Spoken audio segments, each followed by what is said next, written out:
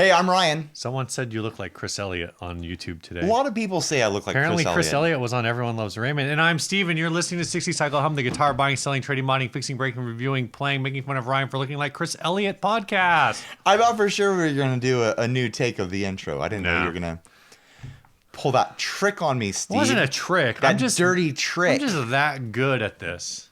Good job, Steve. Yeah. Cheers, Internet. Cheers, Internet. What are we cheersing to?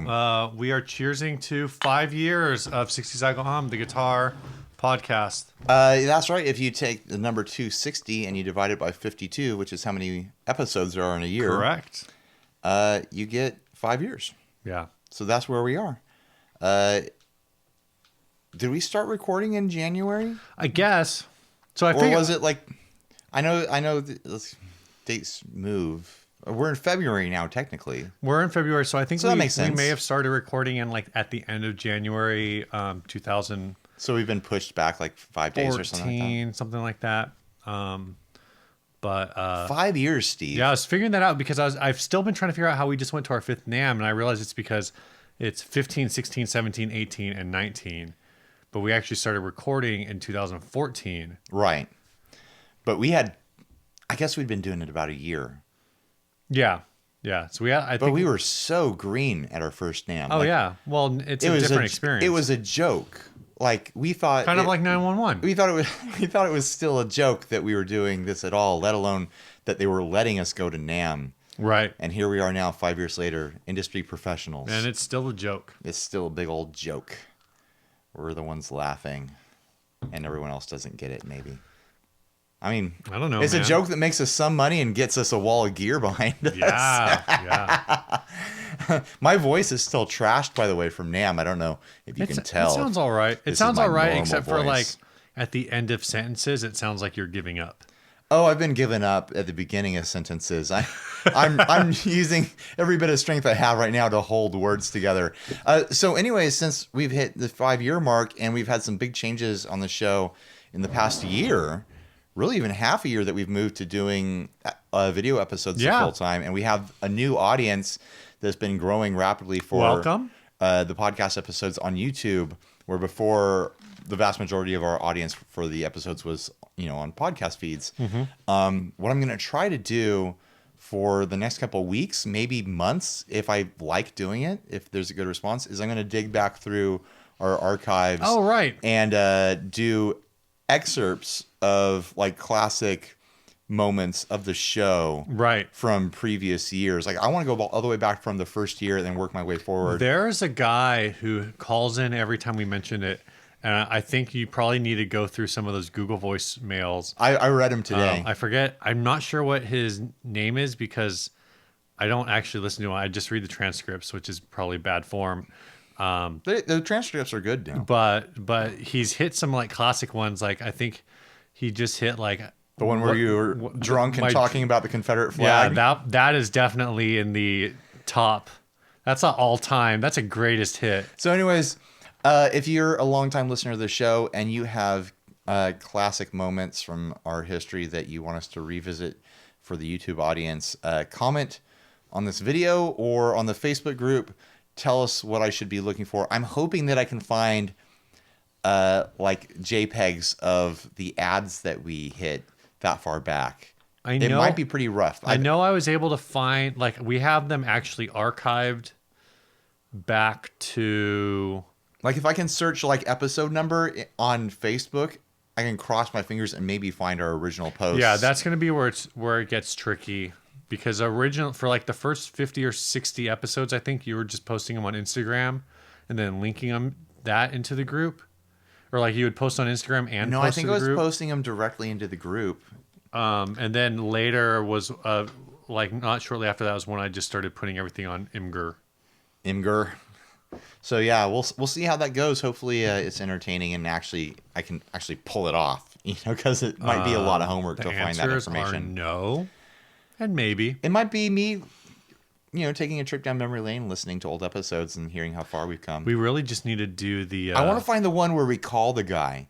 Oh, yeah. We found an ad that was so wild and it had a phone number in it that we called the guy This is when we very, very first started. Yeah. Probably like episode 4 or something stupid like that. You think it was that early? Yeah, it was really early. I'm sure that one would be. You could probably search that one. Yeah. But yeah, we should do something with that, and then we should probably try to reserve a few of those and reserve a few excerpts that we just do like a reacts.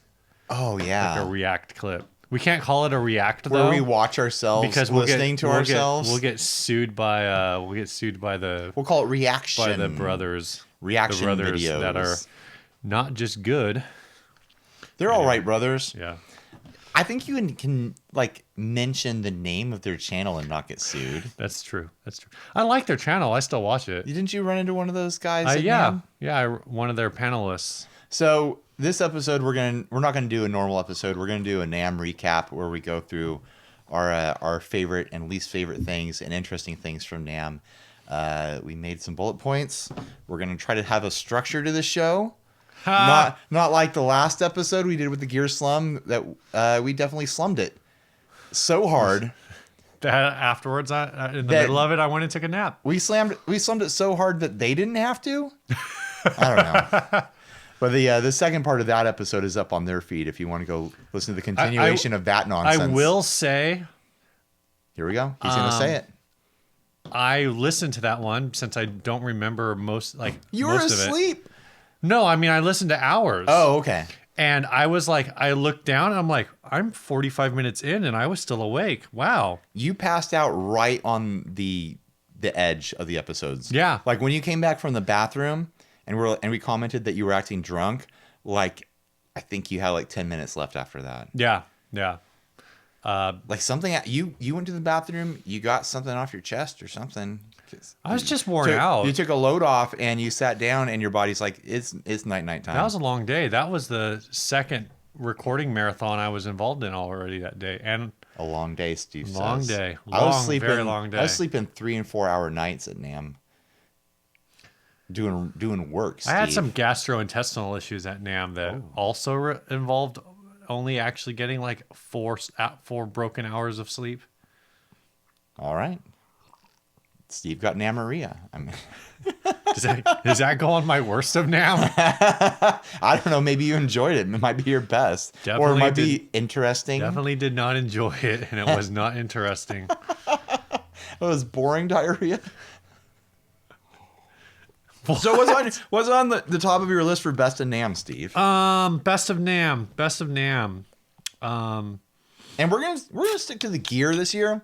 We're not gonna like wax poetic about hanging out with all our buddies and having fun at all the great after parties that we go to every year, because that's not what people want to hear us talk about. They want to hear those about the people. gear. Those people want to hear us talk about them. Yeah, the people that were there already know about it because they were there with us. And it was a great time, guys. Don't worry about it. I will say I will lead with this best of.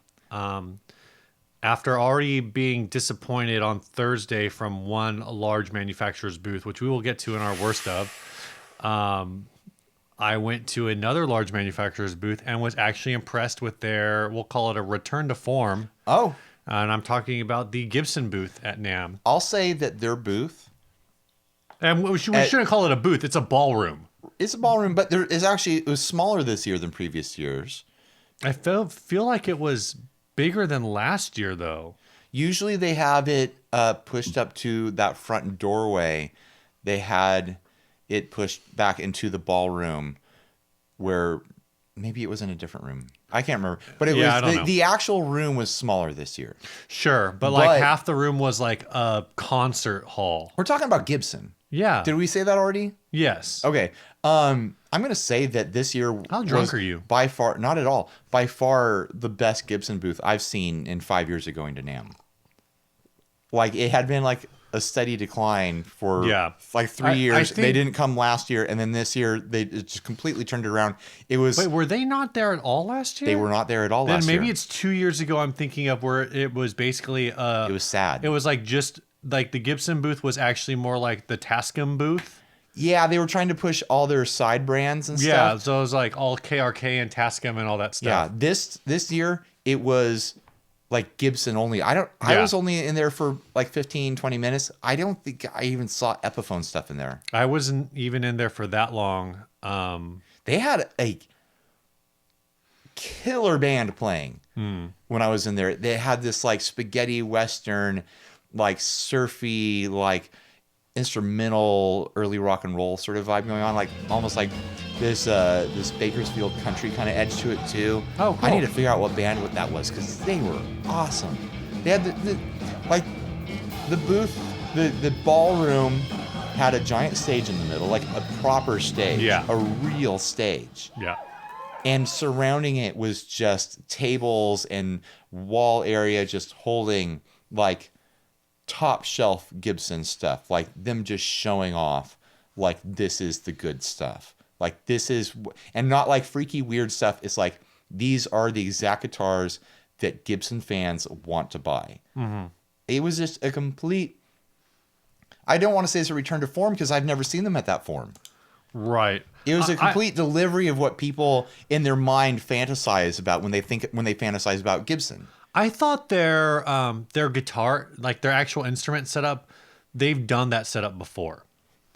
I think they did that like 3 or 4 years ago with like the long rows and a bunch of guitars and like some amps in between. They've done that before. But the presentation was different. The lighting was different. The lighting and all that. like, Yeah, when they did it in the past, it was just white lights. The actual groupings of guitars was different. Sure. Where like they have those the booths, the lineups from previous years at our Guitar Center now. Right. Where it's like, oh, here's 12 guitars from various different lines, very different colors. This was like, here's 20 Les Pauls in 20 different like flame finishes. Right. All in a row. And they just look spectacular. Well, it's like they kind of had like I felt like they had one of every single model from the last couple years. So when I actually sat down and played one of them, I played the Chris Cornell signature ES335. Okay. So it's like a Gunsmoke or like not Gunsmoke, gunmetal gray, olive drab green kind of a thing going on with a Bigsby. Yeah. Like that's that guitar. I was talking to Sean Pierce Johnson about it, and he's a big Gibson fanboy. He loves Gibson stuff. And he said that the quality control and the fit and finish of the guitars that they had in the booth is the best he's seen. Wow. From Gibson. So they came with their A game. It's just what it comes down to. Yeah. And it was a hard focus on Gibson as a brand, not on any other properties they own. Right. Not on Epiphone, which is fine. Oh, they did have like a Kramer booth, so I bet there was. Yeah. I bet they did have some Epiphone hiding around. When I was there, the guy who was, but it was like is small and in the back. Yeah, the performer when I was there was like some metal shreddy guy playing a Kramer. I wonder. I couldn't even actually see the guitar. I just know like, it was one of those banana headstock Kramers. Right. You know. I like the Kramer look if they can bring it back in a strong way. Like they made it like their garbage brand for so long. Just like I don't even know who they were trying to sell them to. They were on Music Yo for like 20 years now or something like that. Ever since I was a kid, they've been on there and they haven't done anything interesting with Kramer. Now's the time. Like people are getting into Super Strats and Floydy stuff again. Now's the time to make Kramer shine. So maybe they'll do that. They had a couple interesting finishes. They had that like a aqua on black polka dot thing that looked pretty good. But yeah, I was super impressed. And other people were telling me that just like even the mood of the employees there was worlds different. Like people have like pep in their step and they were acting hopeful and they're acting excited about their own brand. And it was just like being in there was probably the most positive feeling experience I had in NAMM. Like it felt like there was just this vibe to it, you know? Yeah. It was great. Maybe it was me loving the music, but it's the lighting, it's the presentation. I don't know. Yeah. It's fantastic. No, I know what you mean. It was definitely like there was a definite energy overall in the room. Yeah. Like, and I don't know how much of that, again, some of that's facilitated by the lighting and everything else. I didn't really just a well-planned booth. I didn't really interact with any of the employees. I didn't ever, like there was a ton of people in there. There's a big stage in the middle. I didn't ever feel like I was trapped or like I was being rushed through or like crowded. And I could look at everything I wanted to look at. Like it was just really well done. Yeah. All right. What do you have on your best list? I have two guitars, Okay. two guitar companies that caught my Mm-hmm. eye. The first one, well, one of the mornings I came in super early because I woke up for some reason at like 5 o'clock in the morning. Right. Took a shower, and I was like, I'm not going to sit around waiting for everyone else to wake up. I'm just going to drive to NAMM. So I got there at like 6:30. I don't think on any given day I woke up before like 9. Oh, Or dude. like 8:30, 8:45. No, I was at NAMM by 7 a.m. every day. So I get there super early. Who do I find walking around but Henning Pauly? Right. He grabs me. Wait, I thought we weren't going to talk about people we saw at NAMM. I'm leading up to it. He grabs me. He starts taking me on this adventure of going and covering different guitar booths while there's nobody at NAMM. It's just me and Henning and like the security guards. Like, What's it? Is that like a media pass thing? Like it's an exhibitor pass It's an thing. exhibitor pass. Well, who is he exhibiting for? He had Technically. he had sponsors from all sorts of companies, so we probably had like 5 different exhibitor badges. Oh, okay. But we went to booths that no one was working at, and just like we're picking up guitars and making videos about them and talking about Oh, them. that's cool. We talked about like Ola's guitars, Ola England, Yeah. this other So company. these videos will be coming out in 3 months. Exactly. And then we went to this booth where it's like the thing your eye first goes to is this, pointy star, neon green and black, like cartoony looking heavy metal guitar with a Floyd on it. And so he's like, "Oh, Ryan, pick a guitar and we'll start working on this booth." So I pick up the pointy one. I'm looking at it, like making fun of it. And I put it back, and he's like, "Ryan, you got to see this. This is you." On the back side of the booth, there was this like semi-hollow, heavy metal flake green Yeah. guitar with a Bigsby with like, I can't even describe the shape. Like if there was like an ES335 in the Gumby universe. Yeah, it's a little stretched out. It's a little That's stretched fair. out in weird ways. I don't know if you saw these in person, Steve. I did. The other thing about these guitars, and this carries over to a lot of the guitars in their line, you look at the edge of it, and it's literally like an inch and a half thin on the Yeah. edge. It is the thinnest damn guitar I've ever seen in my life, and it's a semi-hollow. It flares out in the middle like a ravioli to be a little bit thicker, but it's still only like 2 or 3 inches thick in the middle. It was one of their higher priced guitars at Sure. $800, I think. Henning and I were looking at the prices of their guitars. They have stuff in like the $400 and $500 range. And this stuff all played really nice. Most of it like rides like this like Schecter-ish kind of aesthetic vibe to it. But that green one, it's called the Imperial. I'll put up a shot of it here. Just smitten by it. I would have. Is this a guitar? It looks like a guitar here in our hands. I would 100% play that guitar just because it looks like the funky way I like guitars to look. Yeah. There's a few elements to the aesthetics that I would did change. see it. I didn't pull it down. That body actually reminds me of. Have you ever played a Hofner Very Thin? I think it's called. Yeah, Very yeah. Thin. So it kind of reminded me of that, but it's like a twisted offset version of the Hofner. It's just Very Thin, right? That's what it's called. I think so. But anyway, it's like this brand called Diamond. Go check them out. Affordable stuff. All their stuff I picked up played really well. Like I said, kind of a Schecter kind of feel. Like how Schecters are, they're budget-friendly guitars, but they play really decently, and they're like modern playable guitars. Right. These have a unique look to them. Most of them are leaning into that kind of metalish, aggressive kind of look. But that Imperial, man, there's something like rat finky about it,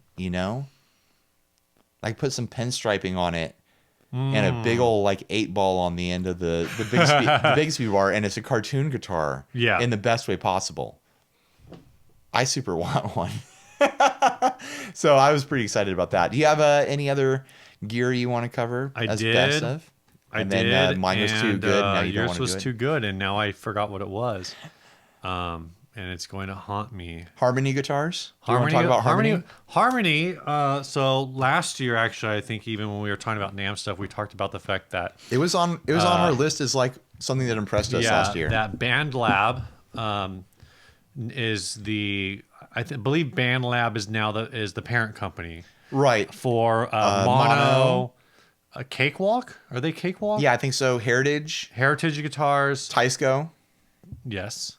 I said it correctly. Yes. Tysco and Harmony. Yes. So they're doing guitars with, Heritage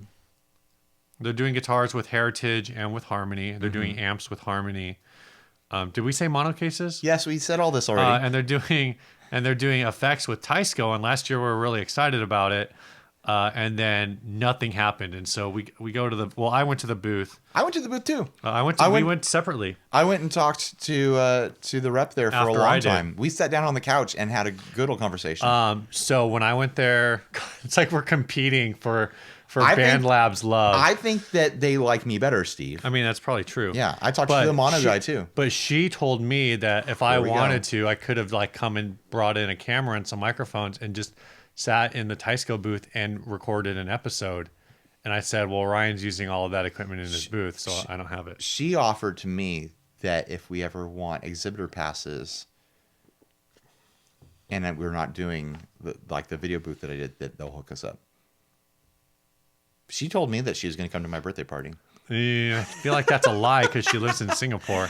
But anyways, they came out with prices for those Harmony guitars that we talked about last year.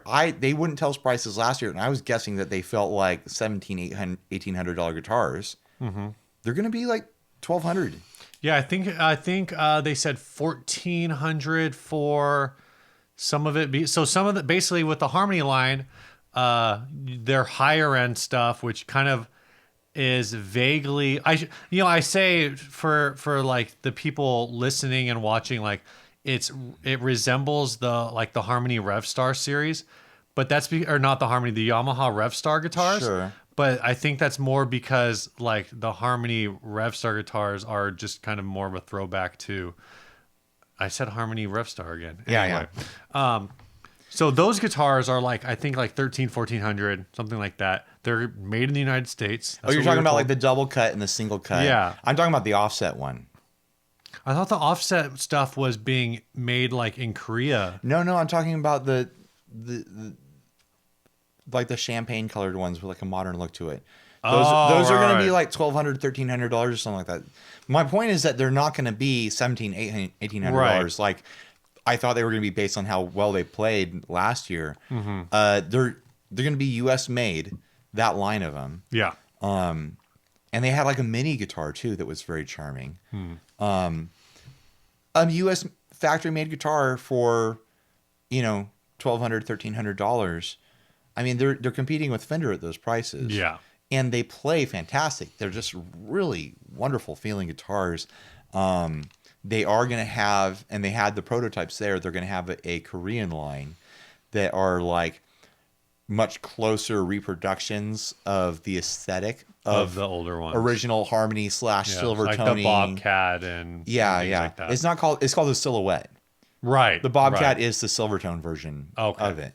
Those companies were all making guitars for each other, or were parent companies of each other back in the day. Now, I don't know who owns Silvertone now, but everyone owns different licenses to these companies that basically have the same model guitar.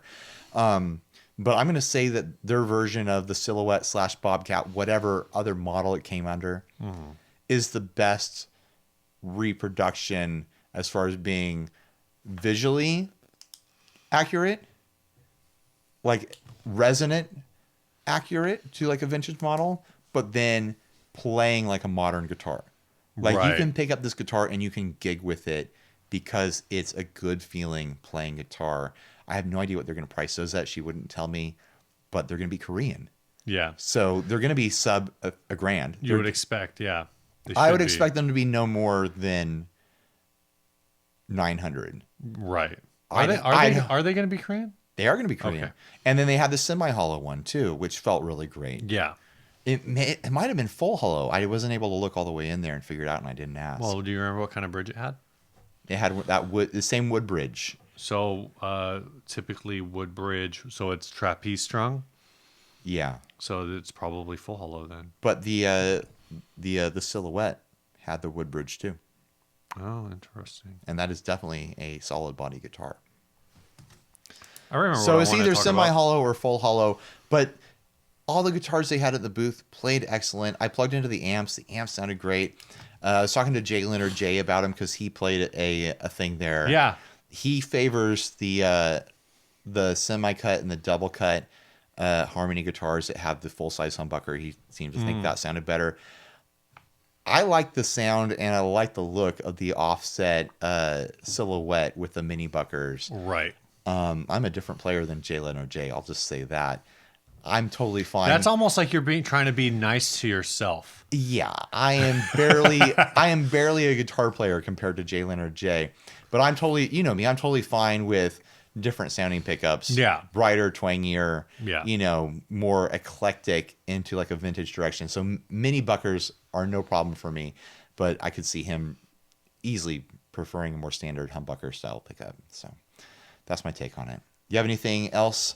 Best of NAMM that you noticed? I got to sit down at the Stramberg booth for a while. Oh, really? And got to mess around with I believe it's called the Enduro neck, which is their trapezoidal neck. Oh, yeah. You were telling me. And, Yeah, it's got the weird shape. It's like a square. It's like half a hexagon. Yeah.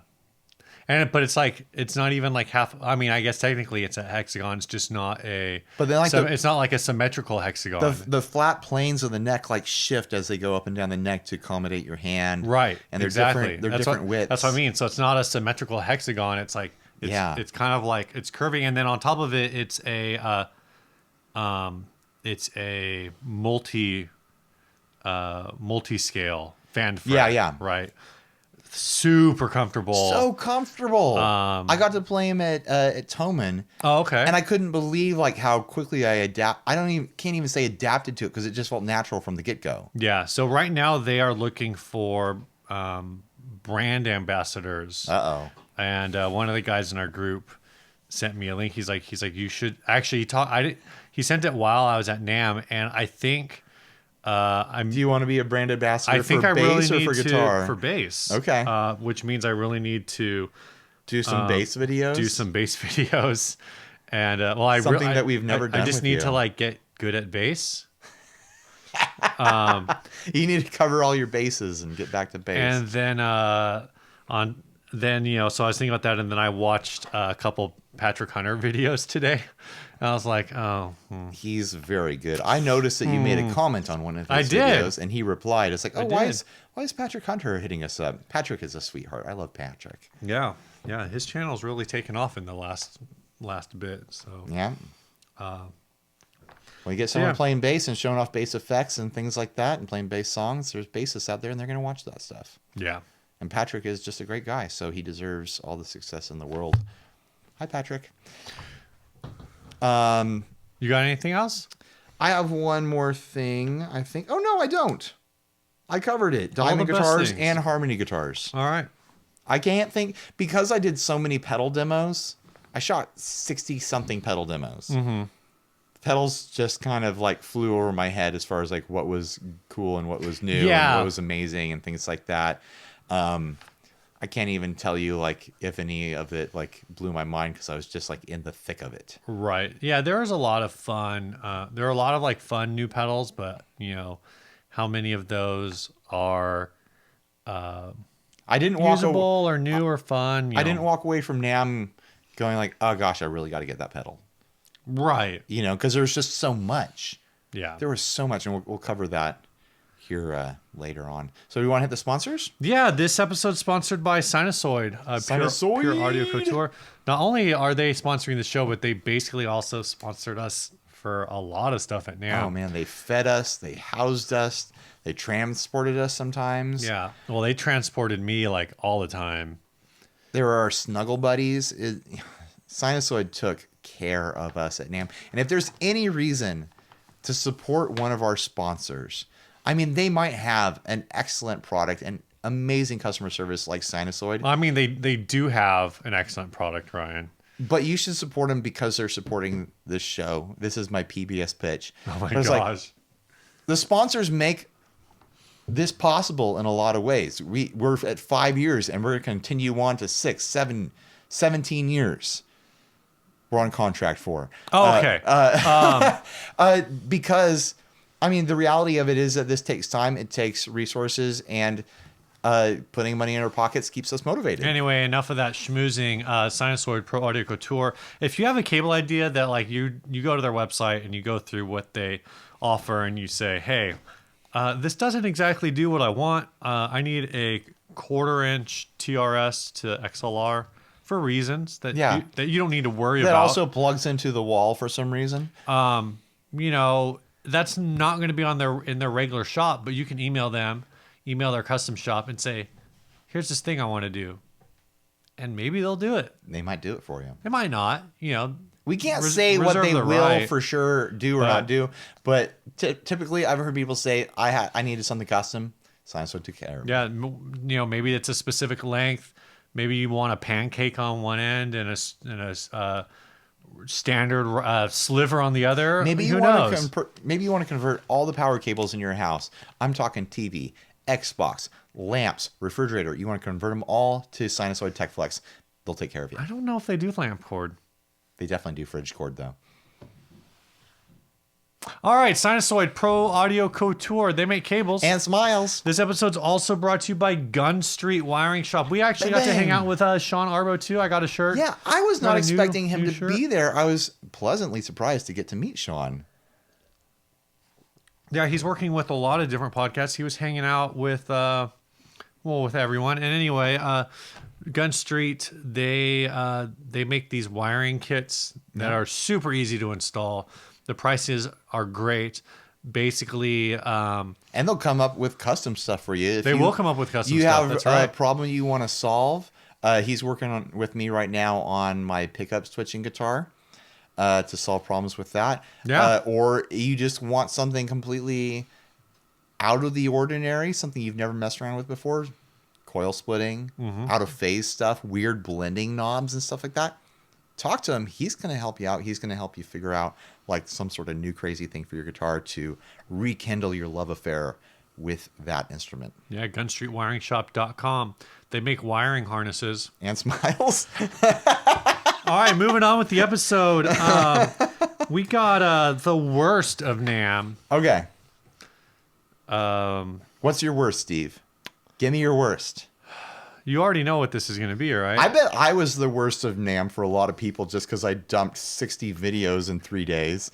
We lost a lot of YouTube subs. Something like 170 subscribers jumped off in YouTube. like 3 days. Yeah. Yeah, like we made a lot of, like, we're net positive for that period.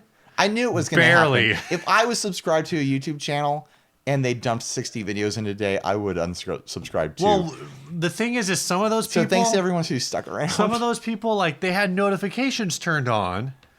So not only are they getting, you know, they go to their... I bet it's more damaging to the channel that people didn't unsubscribe, but then they turned off notifications. No, because the thing is so I don't know how... Let's not get into the meat grinder of this too much. Anyway, my worst of NAMM is the Fender room. Oh... so Flipsies this year, Fender didn't impress and Gibson did. So, in contrast to Gibson, where basically like you could touch anything. It was there. It was there. There were some guitars that were like in, you know, plexi cases that obviously you weren't supposed to touch, but pretty much like. But you still touched them. I touched the plexi. I had my Star Trek moment. He pulled his shirt up and put his nipples against it. False. The Fender the Fender room was different. And actually, I uploaded those videos. I don't know if you had a chance to look at them at all because I didn't tell you. Did you put them on our YouTube? No, I put them on. Because they need to be spliced together. Okay. Because it's like B-roll. Oh, did you put them in our drive or something? They're in the drive. I just forgot to tell you. I don't know I hope it's usable. Thanks. Regardless, thanks RJ for helping me out with that. I'll check them out and I'll see if I can make them work. RJ from Teletalks I'm sure the B-roll's good. Yeah. I don't know how usable my talking is because I'm kind of really mean to Fender. The room was okay. They did have a couple products that I think look really cool. The 66, which is like a Jazzmaster neck, I think, on a jazz bass. A shrunken jazz bass body. It's a double jazz guitar. That was really cool. That thing was. I didn't see. I buzzed through the Fender booth in like 15 minutes, and I didn't get to like really stop and look at everything. but I saw pictures of that thing, and there have been ads that we've covered on this show that were that, like people putting Strat necks on jazz bass bodies and stuff like that. So last year they had the parallel universe guitars, and this year it's the alternate reality guitars. Right. So they also had a tenor guitar Telecaster. Yeah, that thing looks great. So that's cool. But those were things where you had to like find a Fender employee, be like, "Oh, I want to touch that. Can you open the case for me? Like, what's the deal with that?" Yeah, the spot where last year they had the parallel universe stuff, they just had all the Acoustasonics. Right. And that whole wall. And really the Acoustasonics, that was their focus this year. Those were the guitars that like they wanted you to touch. Yeah.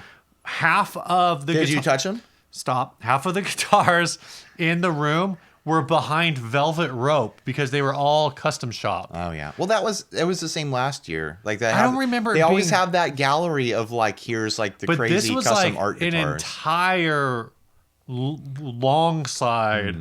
Maybe I didn't see it. I don't remember it being that bad in previous years. Here's what I did at the Fender booth. Because in previous years, I think that long wall was all Squire. At the Fender booth, I beelined to the Squire area, and I talked to the person there who was the product rep for Squire for a long time, and basically begged for stuff to demo and then return. Right. We'll see. I got his card. Cool. Because I want to cover all that Squire stuff because it looks really good. I want to try out the Mustang. I want to try out the Jaguar. I want to try out that stuff. Yeah. I then beelined to the pedal booth that they had where you could not try stuff for yourself. They had the pedal board out with the new pedals, and then a rep would plug in and try stuff.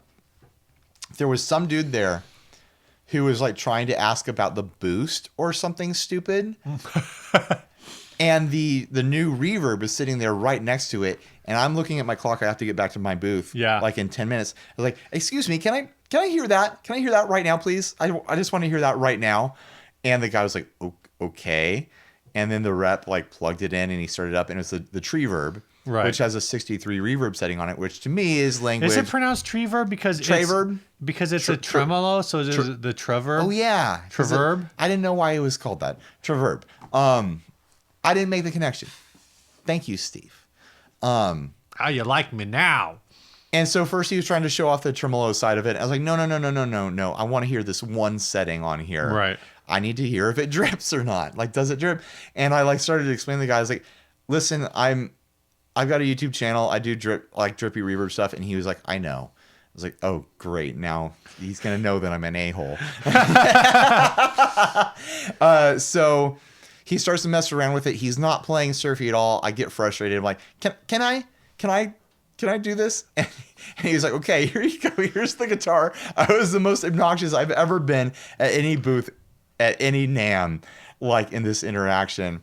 And so I'm holding the guitar. I'm palm muting. I'm doing surfy little licks and stuff like that.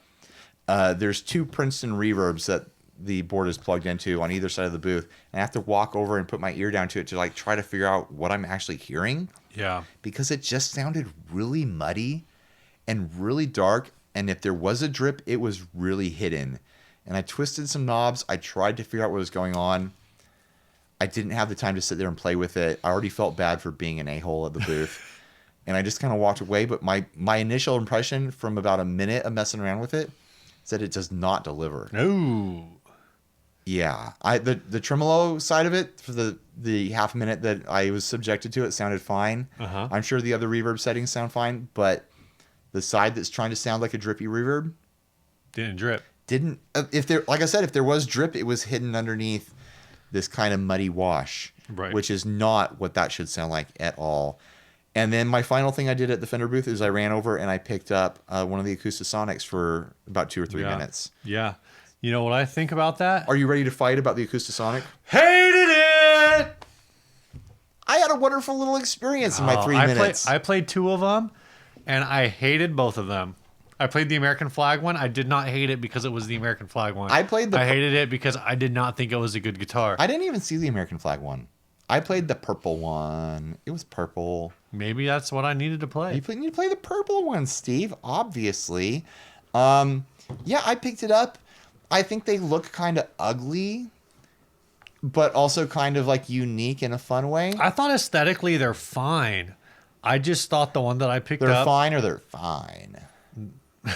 they're like, damn.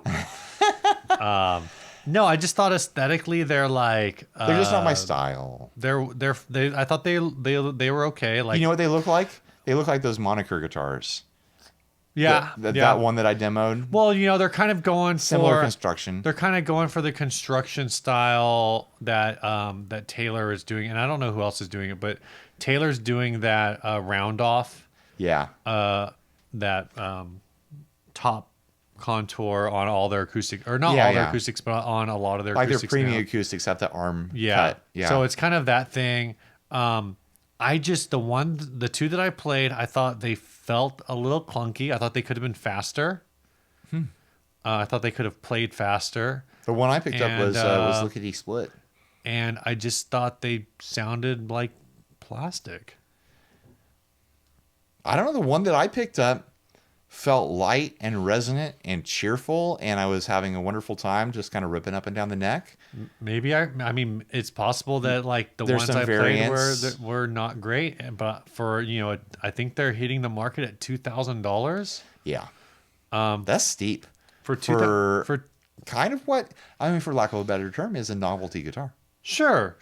Well, the idea is, it's the market for that It's a novelty concept. the singer-songwriter, not singer-songwriter, that really like, And I don't mean a joke concept. I mean like, here's a novel thing. right. It's like it's its own kind of concept. You're like, there's not another guitar you're going to go buy that does the exact same thing. It will be a short run. I think it will probably have a lot of people who love it and a lot of people who it sounds like I'm taking like a lot of sides, but I think it's gonna be a short run, 1 or 2 years, and I think like there will be some people who absolutely love them, and a lot of people who are like, this is nonsense, or have a similar experience to me where it just didn't sound good to me. I could see myself not purchasing one because that's way outside my budget, obviously. But I could see myself like playing one regularly as a worship leader, Right. as an acoustic singer songwriter. I felt like it did not. I felt like it wasn't any more resonant than like a good hollow body. I guess it's a smaller body than a hollow sure. body. It's not gonna be. It's not gonna be more resonant than like a regular acoustic guitar. Right, but what I mean is, it's like it's in that. I felt like it was in that vein of Jack of all trades, master of none, where it's Sure. like it's. Whereas like when Taylor did the T5 hybrids, they were actually like good playing guitars. They were just weird. Right. I felt like this was just weird.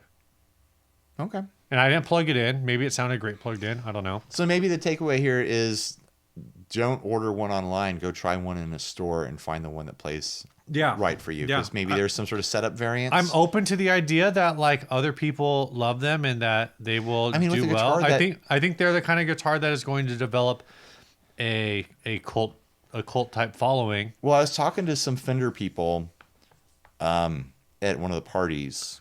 I knew I promised I wouldn't talk about this, but they were saying that already they're filling orders, No, I know. like a lot of orders on this guitar.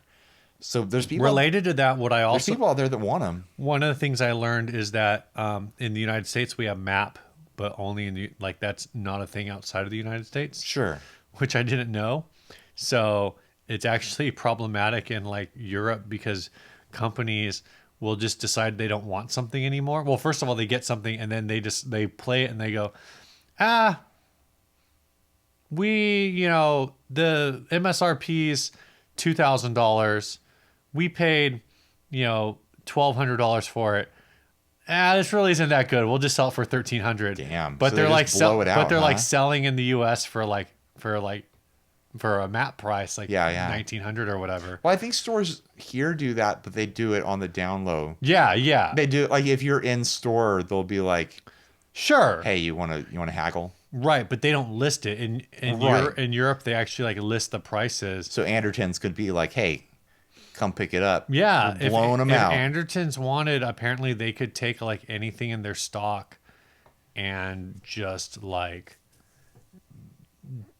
corner the market on those products. Right. That's crazy. I mean, they could do it long enough until every Is it brand that law, they do it to. is it law here, or is it just an agreement? Because it feels like it's just an agreement. Maybe here. it's just an agreement, but I guess that agreement isn't a thing in Europe. Like Right. if you were to try to do that, they're just gonna be like, no. Because Like, here, if you don't honor a map, then they're just be like, well, you suck to work with. We're not going to work with you anymore. bye. Yeah.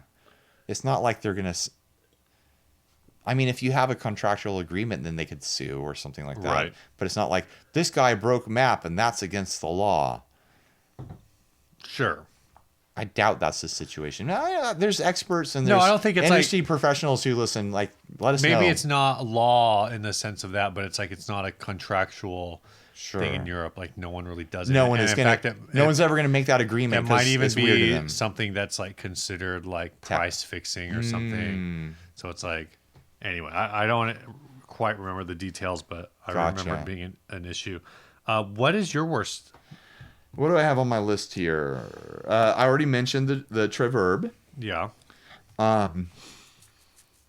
was noticing as I was buzzing around the last day of NAMM, I was actually able to go check out some booths, and I was spending some time around like the import booths. Headless like shreddy guitars have been a thing for a couple years now. Like the kids, the metal kids, the genty kids these days have been all about those guitars. Bunch of Gen Zers. What do they know? And I've noticed that a lot of the import booths have like super cheap versions of that aesthetic now, and they all just like have exactly the quality that you would expect for like $150 guitar or something like that, like super high action. Just look crappy details when you get up close and stuff like that. And I'm wondering if we're about to get into this place in the guitar market where we've been there before, right? Where like super strats were like a big deal. The Kramers of the world and the Charvels of the world and things like that. And then every single import brand in the world started coming out with a super strat shape, super strat paint, super strat bridge. But they were cheap and they just played like import, like student strats. Are we about to hit that where people are buying these, headless face hugger shaped guitars just for the look and the playability doesn't matter anymore? I mean, I think yes and no. Because I think the only brands that can do that and survive are going to be the companies that, so it's like that's the kind of guitar that maybe you would think is going to be in a store for like $200 or $250 or whatever. Right. But those companies that are manufacturing those are, probably willing to sell you 100 of those at like $50 a piece. Right. So I'm just talking about I mentioned the cheap Chinese import brands that are like trying to find other manufacturers to OEM to at NAMM. But at some point, like there could be, like a Washburn equivalent to one of these headless, weird shaped guitars because that's the visual trend right now. Yeah. That's the aesthetic trend. Like, do you think there's a market for guitars with that look that are $400 to $600 guitars? Sure. Like your low mid ranges. I mean, I think there definitely is, and I mean, we can go back to one of my best, like Strandberg. I feel like Strandberg stock is skyrocketing right now, and so that creates an opportunity for like discount companies to come in. I mean, one of the guitars, I think you posted a picture of it. Yeah. Was a straight it was like a angle for angle, right? It's a copy of a Strandberg. So, but that you're talking about the red one I posted on Instagram. That thing just had the highest, sloppiest action, like up close. It just looked awful. Well, and that's where you get into like dangerous territory. I think more so with that type of guitar than like with a traditional like Strat copy or whatever. Is that headless guitars, like there are a lot of moving parts. Yeah, like it's a simpler design because it's like the headstock you are physically like screwing the string into place, and then you've got this like fine tuner thing going on at the other end, but you are that's like a high, like those tuners are like, at least on the bass I played, like they're really heavy duty. Yeah, like you can't You can't go cheap on that. It's like the licensed Floyd Rose. Right. Like if you go cheap on it, like that It's is a gonna part be- that yeah. is definitely going to wear out over time, and it's going to cause wear problems. out way faster than like the real thing. Sure. Because it's a high demand, high performance Yeah. piece of equipment that needs to, it needs to take abuse in certain Right. ways. So I think comparing it to Well, like I the don't know, super like if- strat craze of like the 80s is I think it is if reasonable. a bridge, like if one of those guitars doesn't have a tremolo on it, it's not taking that much abuse. It just needs to be able to get to tune. I just think like I see those guitars and that style guitar, and my initial impression is like that's a high performance playing guitar Right. that demands a certain price point and a very specific design, and the thought of it becoming a sub $600 guitar is really strange to me, because to me, like, the aesthetic isn't the attractive part. The playability and the performance side of it is the attractive part. Right. But maybe that's, people associate that look with a certain level of performance, certain genres of music. And yeah, maybe we're going to see, high school bands pulling out these, budget versions of that look. Maybe Strandberg will come out. Is it Strandberg? Strandberg, yeah. Yeah, I always worry that I'm messing up the name. Maybe Strandberg will come out with their own budget line or something like that eventually. Like a factory produced, $800 guitar. Right. Who knows? I mean, I could see them doing it. I feel like it might have been the same guy who sent me the thing about doing a like a YouTube partnership thing with them. Was saying that they have tried to find an import, like a Korean company, to build lower, like a budget line for them, but the closest that they've been able to achieve is like a Reverend type of scenario. Well, Right. even like actually not even as good as Reverend, because the issue is I think all of Strandberg's hardware is proprietary. Yeah. So even if they They get, would have to send plans for their hardware to some well, I factory that will just. I believe the thing that I read is they've done it, and the import companies can't reach the level of precision that Oh, okay. Strandberg wants. Sure. So, But even then, if So they, it's like send, they can- send them the plans, and they're going to moonlight those plans. sure. When they're not making the guitars they're supposed to be making. My other worst in NAMM is just that I've had NAMthrax for a week now. It's like NAMthrax is whatever, like, gross sickness you pick up on the floor of NAMM. Yeah. And I was stuck at a booth where I was touching everything that everyone else was touching, and lots of people were coming up to me and shaking my hand. And Did you get celebrityed? I didn't. get celebrity. No one recognized me. No one knows people, who I am. No, people know who I am because I'm on the YouTube Yeah, all the time. yeah. But we've been getting you on the channel. I know. I'm sure people. No, I'm not complaining. Okay.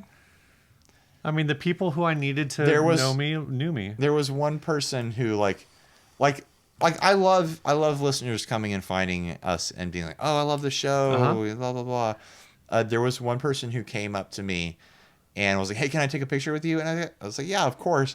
And then after he took the picture, his conversation was like, oh yeah, I'm trying to get all the YouTubers today. That guy's posted his pictures on Instagram and tagged us. I saw him. I got this guy. I got this guy. I got Philip McKnight. I got that guy. I Yeah. got this guy. And it made me feel a little weird. It's like, Yeah, you're a YouTube Pokemon, man. That yeah, dude's trying I to guess catch I them was all. catching them all. That Like, it didn't feel, even though it, like, that guy obviously loves YouTubers as like guitar YouTubers as like a thing that he appreciates, and that's awesome. Something about it just felt a little weird. yeah, no. You just want Maybe that's me. Maybe that's fine. Maybe that's you're like normal. you're like a caged celebrity. Guess so. Like you could not escape it. He wasn't annoying or anything. He was No, nice. yeah. I mean, like I said, he tagged the post that he tagged us in. Or tagged have to you, find it. tagged our Instagram channel in.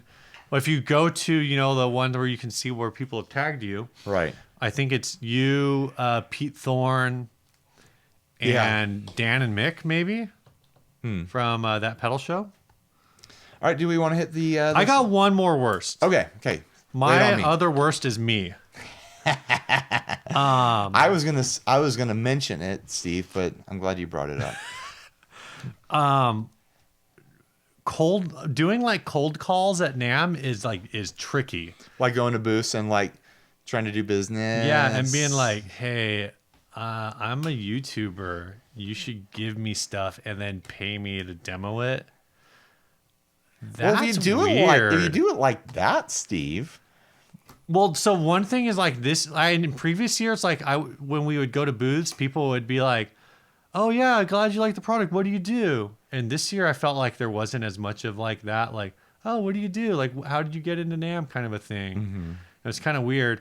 And so I realized like how in the like numbers mode that I always am at NAMM, where it's like you do the initial like.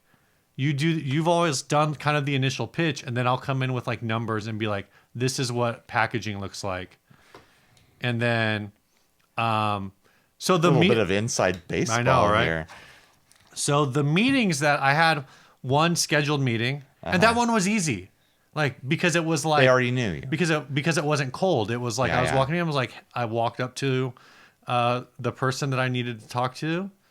And actually, I went to that booth like 10 minutes early. And I said, I'm supposed to meet with someone about doing some demo work for you guys, but I want to try out the product before I meet with them. So I have a feel for it. And I got a full walkthrough, like 10, 15 minutes. And then I met with the person and basically hung out with her for like, I don't know, 20, 30 minutes. And it was great.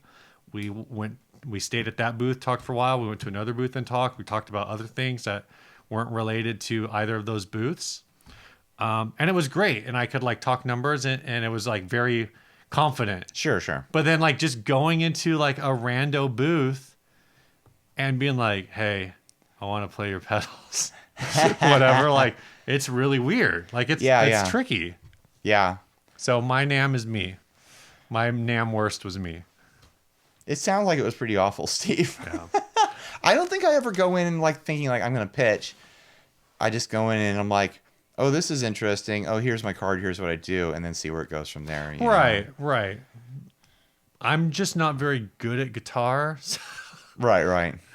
That doesn't help. Oh, I see. Oh, yeah. You want to hit our next two sponsors? Yeah. We're breaking them up so that we don't have these big blocks of sponsorship. This week's sponsor, another sponsor, I don't know how to frame this. There's so many, is D'Addario. D'Addario. They had a cool booth. They had their like emergency repair kit. That thing looks cool. I was like, ooh, I kind of want that.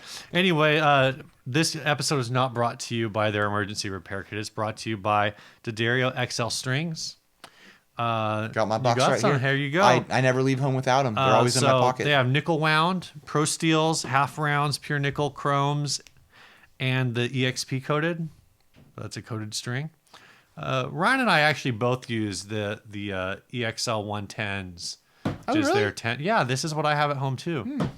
So just like a 10. So with this lineup, this is kind of like their middle standard. It's like the flagship, I guess. Sure. You would say it's the standard. Like I think if you took like if Santa Claus was going to deliver strings to every kid in the world and he had to buy the same set of strings, like I think this would cover everybody pretty good. It's pretty middle of the road. But if you wanted something brighter, you have the pro steels. If you want something really mellow, you have the chromes. You just have there's variations. They have different strings for different kinds of players. Yeah. They deliver industry standard quality up and down the entire string portfolio.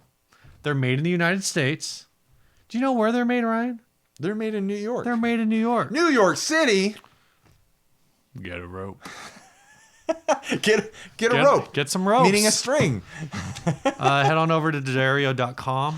Check out they got a little sliding scale so you can pick out the XL string style that's right for you. Unrelated to them sponsoring our show, they also sponsored the booth that I was working at. Oh, nice. So it's like, right. D'Addario's following me around. There's a pedal tuner in all your videos. Yeah, they supplied every person at the booth with a tuner. Nice. Yeah. This episode's also brought to you by Chase Bliss Audio. Zip. Ooh, I'm wearing a Dark World shirt. They dropped the Oh my goodness. What's that thing? The Mark Preamp II? Mark II Yeah. at NAMM. A collaboration with Benson amps. Yeah, that's right. The Preamp Mark II kind of follows in the same line of everything that they do, which is to say that They make it's like the most ambitious pedals ever.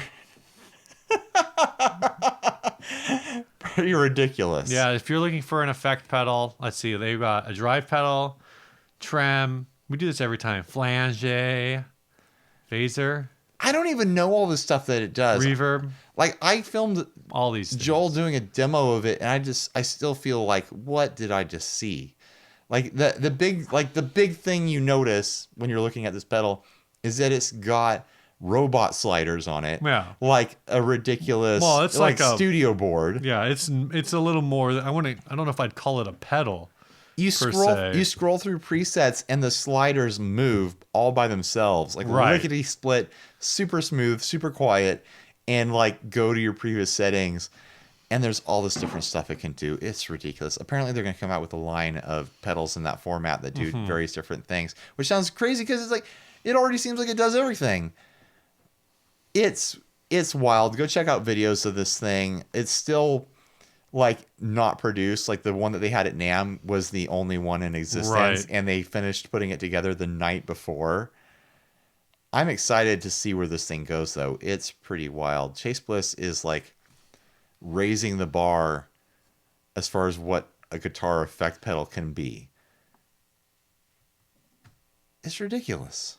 I don't have any other words for it. Also, they're working on the blooper Right, which And, is their looper in collaboration with Knobs. with the knobs pedal demos. That thing looks like a bunch of fun. I'm looking forward to seeing if they develop to the point where they can sell it, or if it'll just be, a knobs video series. Right. I wouldn't mind messing around with one. It looks pretty fun. I think there's only 2 in existence, and they keep tweaking them back and forth. Oh, and okay. Sending them through the mail or something. Anyway, head on over to chaseblissaudio.com. Check out their lineup of pedals. And if you find something you want, Including the Dark World. buy it from them and then tell them that we told you to do it. Yeah. Support us by supporting them.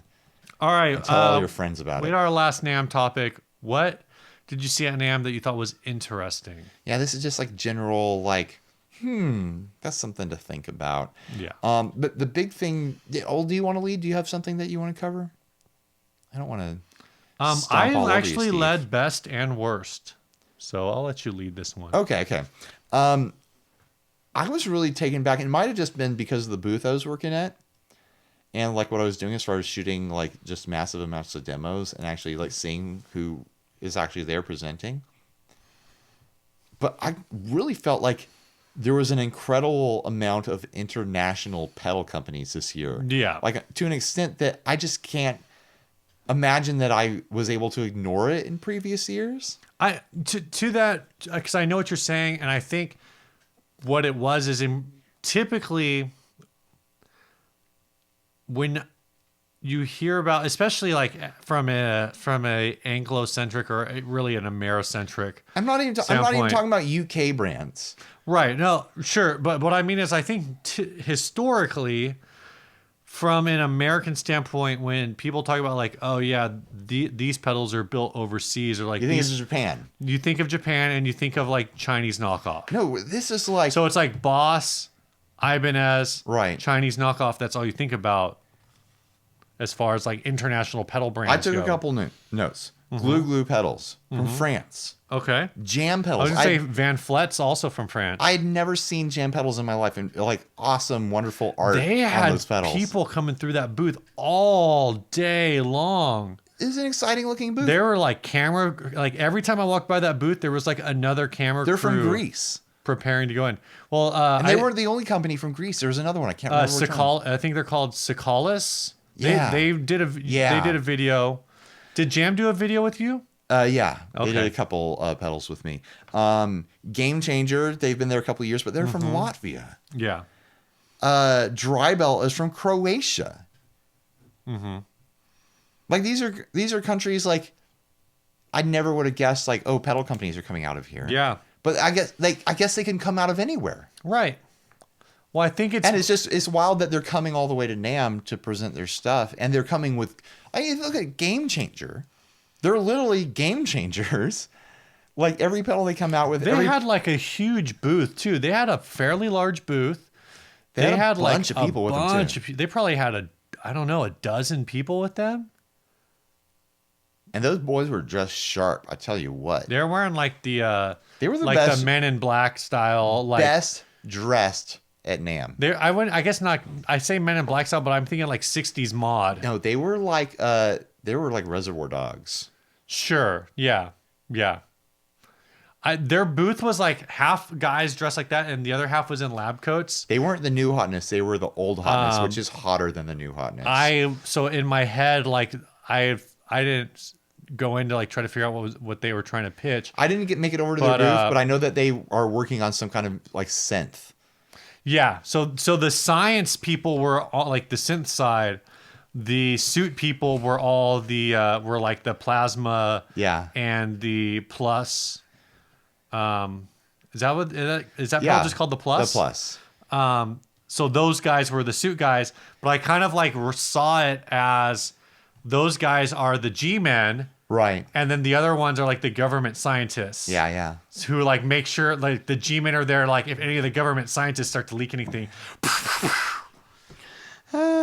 Paradox Effects, which apparently is a company based out of Tijuana. Oh, dang. I can't even think. Oh, there's Satellite, but I can't think of any other pedal company that's based out of San Diego. But then we've got a pedal company making rad stuff across the border in TJ. That's cool. And what about Carvin? They're Carvin's in San Diego. I mean, what's they have left like of them? 3 pedals, but they're like more like amp style pedals. Yeah, they're preamp pedals. And this is just like that list just barely scratches the surface. That was just like companies that I thought of off the top of my head when I was making out the notes.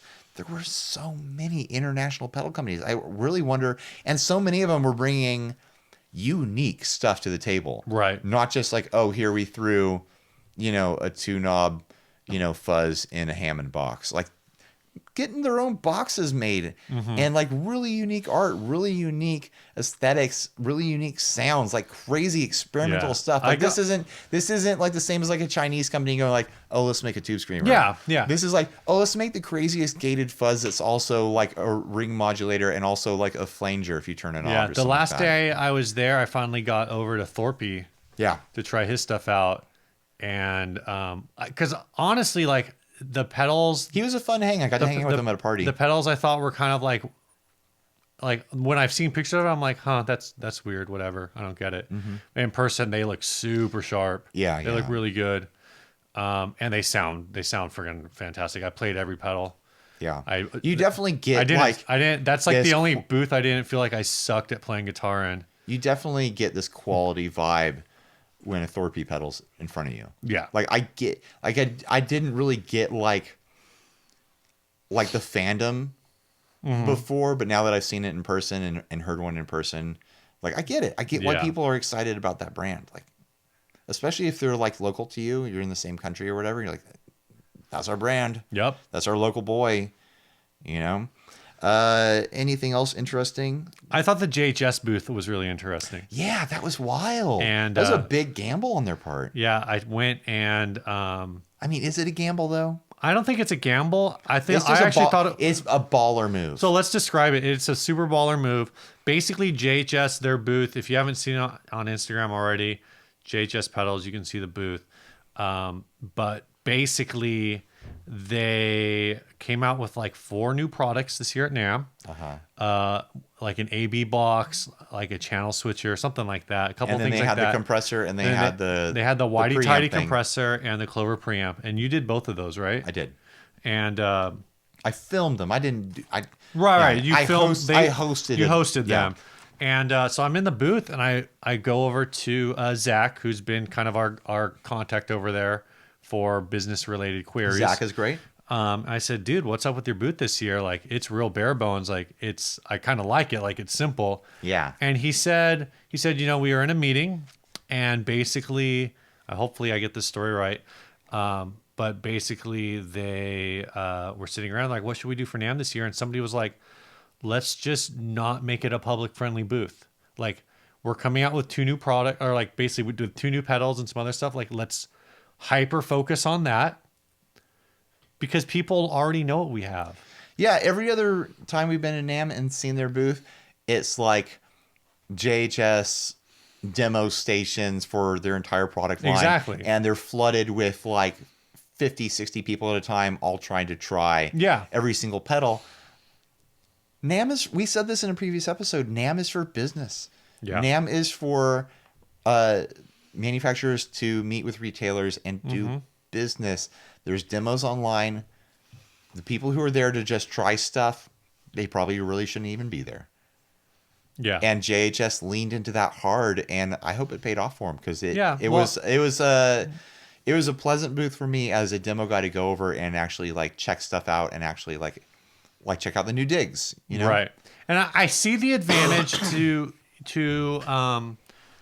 putting together the pedal board that's got a bunch of different things, because sometimes you're like, well, this is a compressor, but what does this compressor sound like, with this kind of effect in front of it and whatever, and you want to do all those things. But at the same time, like, they had, I think, 5 or 6 playing stations, and people, they had 5 or 6, and each one of those had 2 guitars on each one. Yeah.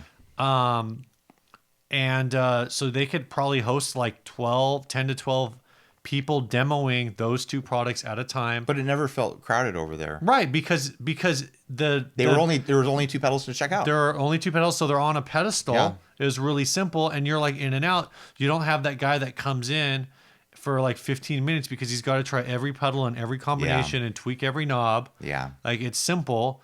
And if you have a question, it also means your product specialist can hyper focus on those 2 pedals. I thought it was smart. Yeah, it was like I said, I think it was a baller move. I think that's a good description of the move that they made. Good Baller. job, JHS. Keeley had a much, much, much, much better booth this year.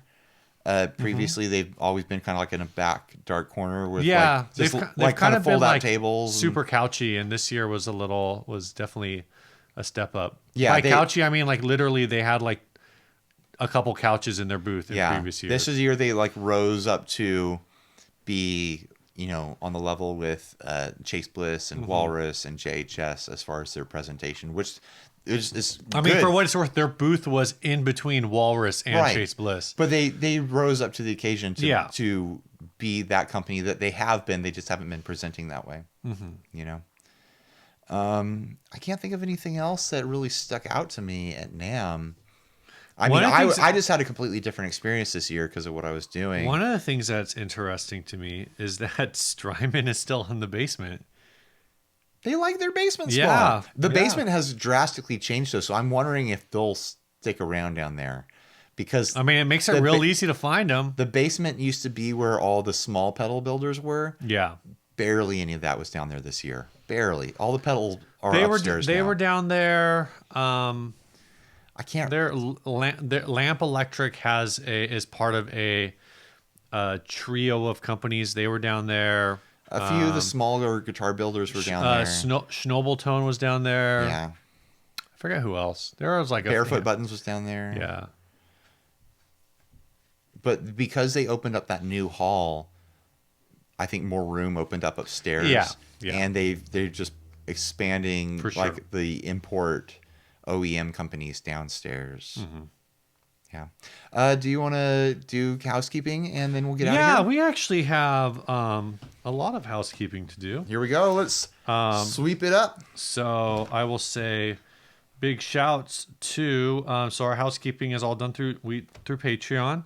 Patreon.com/60alcohol if you want to support the show. We currently need 35 more people. Here's what I'm going to do. When we hit 100 people on Patreon, I will consolidate my list and I will read off the names of every Patreon supporter, Are you going to Joe Branton it? Podbean. No, because it's going to be 100 people. Also, I cannot hold my breath for very long. I have small lungs. Steve has small lungs. But anyway, leave him alone. So big thanks this week to at the $1 level, Ben Bryles. Welcome. The $5 level, Bruce Bacon and Lance Phillip. Nice. And at the $10 level, Wes Romaine and Mark Champion. We got a bunch of people. Also, what we need to do for housekeeping this week is we have a very short run Uh-oh. of 50/50 overdrives for Yeah. sale. If you want one of those, they are We might have like a dozen or so left after the inner circle picks off. yeah. Because I think there's like 18 of them, and I think we've already, as of recording this on Friday, we've already sold 3. Something like that. Yeah. So you're going to want to get on that probably pretty quick. We'll be posting about it today, Monday. Some in the people group. get daring and they just send us money on PayPal. I do not recommend that. I would send us an email first. I try to handle the emails in order. Well, when we have them, I do a countdown on the Facebook group to say That's true. how That's many true. are So left. if you just want to shoot us PayPal, it's what? $182 for US buyers and $200 for not US buyers. If you're in the inner circle, you get a special price, but you already know about it because you're in the group. PayPal allows us to fully refund people if we need to. I don't ever deal with that. So Yeah, you'll be fine. Just send us money. Don't worry yeah, about it. 60cyclehomecast@gmail.com.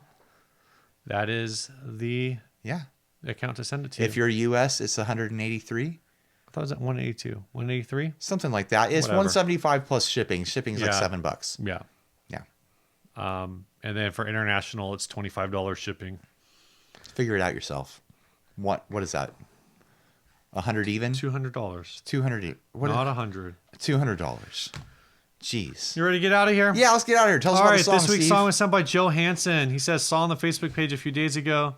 You may have been short on songs, so I figured I'd submit one. This is from August of this year, 2018, when I got another Les Paul. This was recorded with a 2018 Gibson Les Paul Classic with P90s, no EQ or effects on the guitar tracks. You're hearing amp and pedals only. I don't remember exactly what I used, but definitely an EP booster, El Capistan, a Fathom, and an Afterneath.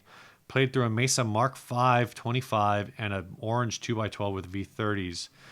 Recorded with an SM57 and the interface as a Roland Studio Capture. Bass is an Ibanez Talman, recorded straight in the interface. Drums are Pearl Master Studios with a mix of K and HHX cymbals with a D6 on kick, 57 on snare, E604s on the toms, and an MXL 603s for overheads, and a Reaper for the DAW. Cool. So thank you, Joe Hansen, for sending this in. If you want to submit a song, again, 60cyclehumcast@gmail.com. That's 60cyclehumcast@gmail.com. I think that is everything. Thank you for listening. Bye. See ya.